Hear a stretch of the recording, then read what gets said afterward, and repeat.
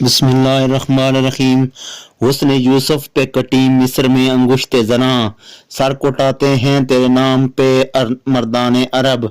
ناظرین محترم السلام علیکم۔ آج ہمارا موضوع ہے حضور صلی اللہ علیہ وسلم کی سیرت میں سے آذان کی ابتدا۔ اس سے پہلے حضور پاک صلی اللہ علیہ وسلم پر درود پاک پڑھ لیتے ہیں۔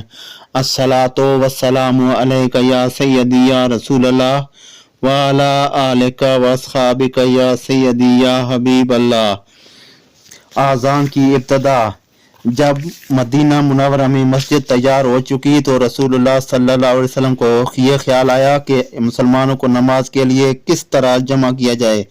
آپ نے اپنے اصحاب کرام سے مشورہ کیا۔ ظاہر ہے کہ ایک وقت اور ایک مکان میں اجتماع بغیر اعلام اور آگاہی کے نہیں ہو سکتا، اس لیے صحابہ کرام نے اعلام کے لیے کئی طریقے پیش کیے۔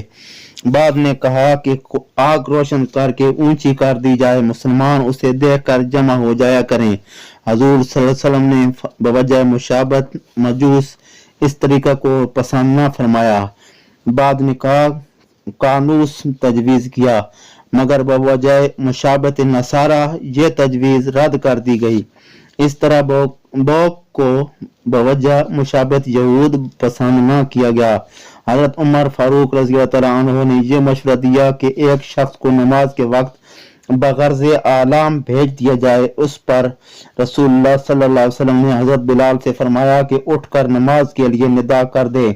چنانچہ حضرت بلال یوں ندا کیا کرتے تھے، الصلاۃ جامعہ۔ اسی اثناء میں حضرت عبداللہ بن زید انصاری کو خواب میں ان سب سے بہتر طریق بتا دیا گیا اور وہ مروجہ آذان شرعی ہے۔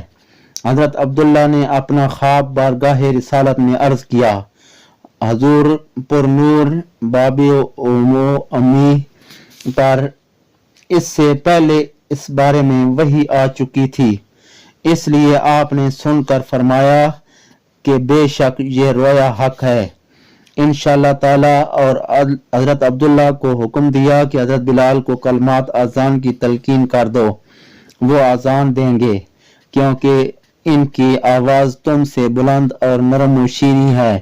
چنانچہ ایسا ہی کیا گیا۔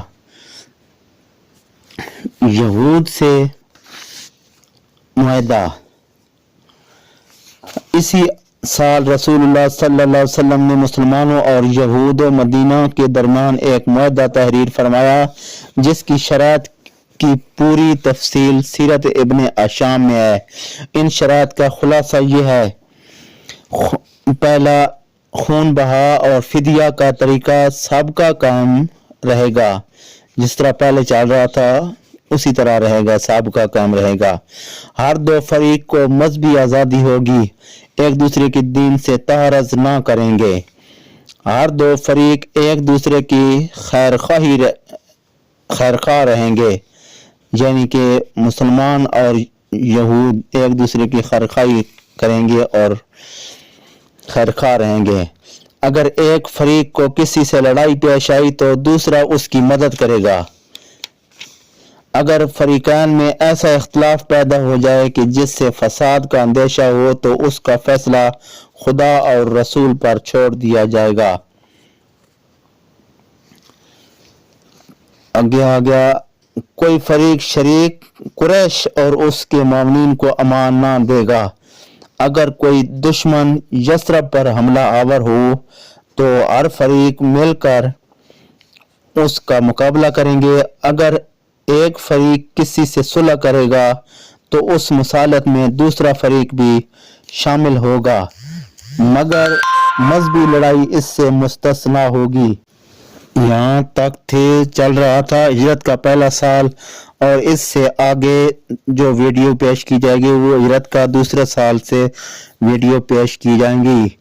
انشاءاللہ ویڈیو پسند آئے تو لائک کریں اور اس کو شیئر کریں، اور انشاءاللہ اگلی ویڈیو تک اجازت دیں۔ اللہ حافظ۔